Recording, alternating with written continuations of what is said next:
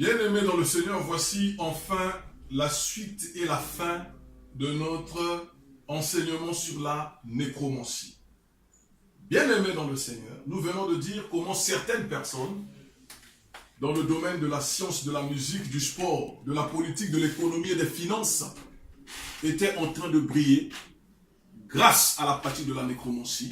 Et là, nous avons parlé du règne des Illuminati, des francs-maçons, des devins, des sorciers, des astrologues, des marabouts, des féticheurs. La plupart de ces gens-là travaillent avec les esprits de mort. Bien aimés, les cimetières que vous voyez en réalité sont des grands marchés.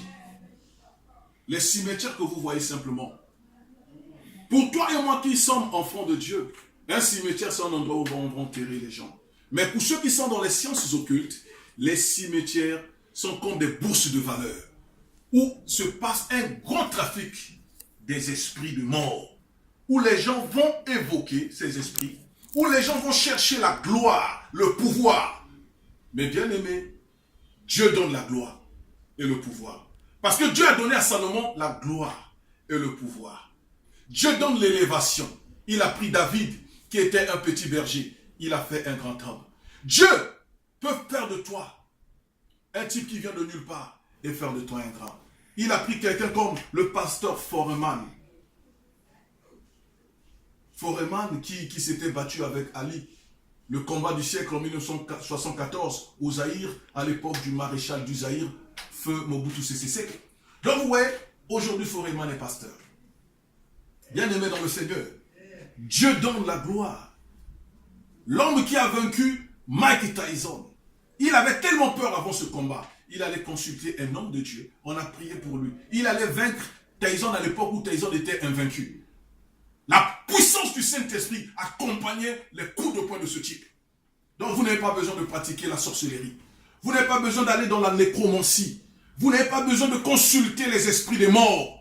Vous n'avez pas besoin d'aller au cimetière. Bien aimé, toujours dans la nécromancie, nous avons quelque chose que nous appelons la nécrophilie. La nécrophilie, c'est la satisfaction aux pulsions sexuelles avec un cadavre. Aujourd'hui, il y a des gens qui prennent plaisir à s'accoupler, à avoir des relations sexuelles avec des cadavres. Bien aimé, les gens appellent ça nécrophilie comme ça. Mais nécrophilie veut dire quoi? Nécros vient de mort, philis vient de l'amour. Donc l'amour de filio, l'amour qui vient des morts. Donc quelqu'un a l'amour envers les morts. Il y a des gens qui vont dans des morgues, frère. La nuit, il y a des choses qui se passent, Yahweh. Béni soit ton nom, Elohim. Gloire à Jésus. Il y a des choses qui se passent la nuit dans des morgues. Il y a des gens qui vont s'accoupler avec des morts. Les gens qui viennent de mourir. Mais c'est des pratiques sataniques. Ce n'est pas n'importe qui peut aller s'accoupler avec les morts. Mais il y a des gens qui vont faire ça pour des intérêts mystiques. Pour leur gloire, pour leur succès. Et ce sont ces gens-là que nous acclamons. Ce sont ces gens-là aujourd'hui que nous aimons, qui sont devenus en quelque sorte nos idoles dans le monde du sport, dans le monde scientifique, dans le monde de la musique, de la politique, de l'économie et des finances. Je n'ai pas dit que tous ceux qui sont élevés le sont par le diable, mais je suis en train de te faire comprendre que, bien aimé dans le Seigneur, tu dois comprendre une chose. C'est qu'il y a des gens, pour avoir la gloire de ce monde, avoir les belles possessions, avoir les beaux habits, avoir les belles voitures, faire partie de la jet set, être toujours dans des jets en train de voyager sur la face de la terre, beaucoup aujourd'hui ont accepté de se prosterner devant le diable au travers de la nécromancie. Beaucoup vont aujourd'hui avoir des relations avec les défunts, avec les gens qui sont morts. Tu vois, quelqu'un qui va coucher une dame qui est morte, une dame qui va coucher avec quelqu'un qui est déjà mort. Frère, ce sont des pratiques sataniques. C'est ça la nécromancie. Les gens le font pour connaître l'avenir, pour avoir la gloire, pour avoir le succès. Toi, en tant qu'enfant de Dieu, je te dis, Dieu donne le succès, tu n'as pas besoin de ces choses. Les voyants. Aujourd'hui, les magazines sont remplis de voyants qui prédisent l'avenir grâce à l'évocation des morts, grâce aux démons. Ils font des talismans. Des fois, on vous donne des chaînettes de protection. Il y a des gens qui sont obligés de mettre quelque chose sous leur veste, sous leur chemise. Dites-moi qui protège qui? Est-ce que c'est ta veste qui protège l'objet Ou bien c'est l'objet qui te protège ou qui protège ta veste. Frère, regardez comment le diable est en train d'avilir les hommes. Beaucoup d'hommes aujourd'hui sont trompés. Beaucoup d'hommes aujourd'hui sont avilis, sont séduits par l'ennemi. Il y a des parfums de chance. Ça, c'est souvent utilisé par quelquefois des commerçantes. Et également, nos sœurs qui pratiquent ce qu'on appelle la prostitution.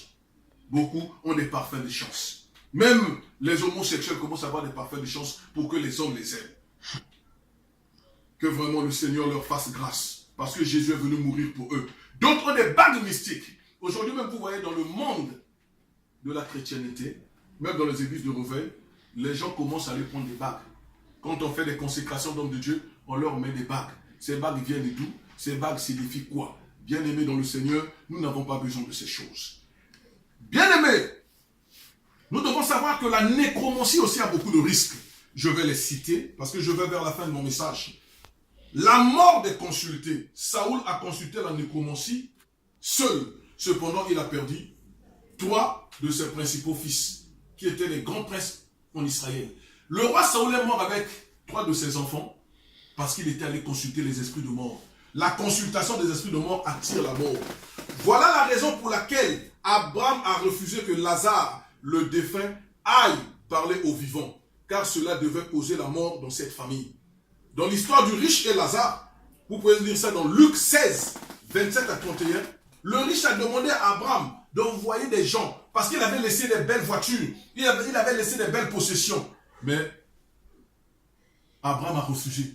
Il dit non, on ne peut pas envoyer Lazare là-bas. Ça se passe dans le séjour des morts, entre là où il y a les gens qui vont aller en enfer, et ceux qui sont dans le sein d'Abraham, c'est-à-dire les enfants de Dieu, les défunts, qui vont un jour régner avec Dieu dans la gloire, au pied du Seigneur Jésus-Christ, dans les félicités célestes.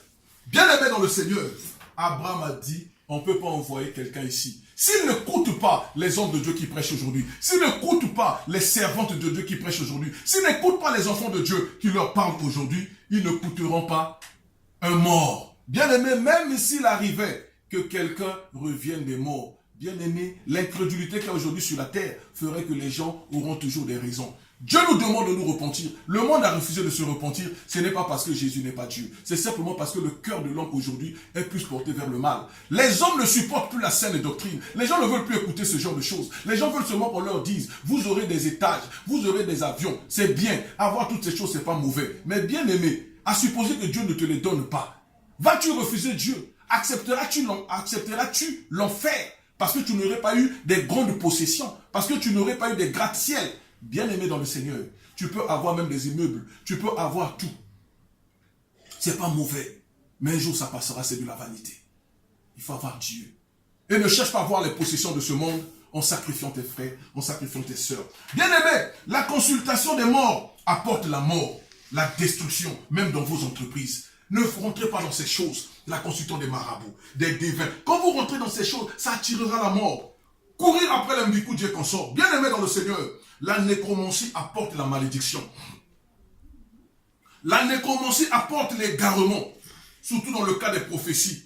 Les lavages. Les gens veulent qu'on leur raconte des histoires. Il y a des sœurs en Christ qui finissent à l'église le matin. Ils vont commencer à rentrer dans telle église où les gens s'habillent en rouge. On a des habits en blanc. Et des types qui, bizarres, tout ça. Les gens veulent qu'on leur prédise l'avenir. L'avenir est caché entre les mains du Saint-Esprit. S'il veut vous le révéler, vous le révélera. Bien-aimé dans le Seigneur, vous n'avez pas besoin d'aller courir après les prophètes à gauche, à droite. Parce qu'aujourd'hui, bien-aimé, il y a beaucoup de diseurs de bonne aventure.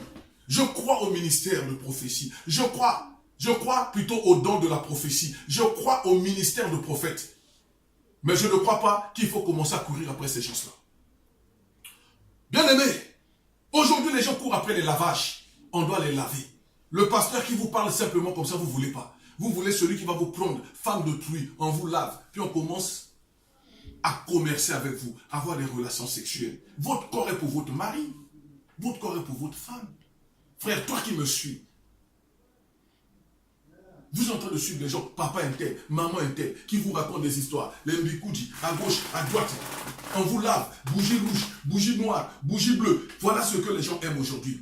Dieu n'est pas dans ces choses. Dieu est esprit. Il faut que ceux qui l'adorent en esprit et en vérité. Si tu cherches Dieu, dans les objets physiques, il y a de fortes chances qu'un jour tu tombes dans le piège de l'ennemi. Il y a de fortes chances qu'un jour tu tombes dans la nécromancie. La Bible dit ceci dans Actes 16. Comme nous allions au lieu de prière, une femme qui avait un esprit de python et qui, en devinant, procurait un grand profit à ses maîtres, vint au-devant de nous. Il y avait une femme dans une ville, elle prophétisait, elle avait un esprit de python. Dans Actes 16. Presque toute la population de cette ville venait vers elle. Ah, il y a une prophétesse dans la ville. Mais en réalité, c'était une sorcière. Elle avait l'esprit de nécromancie. Le python qui est le diable, qui est l'image de l'ennemi, travaillait en elle.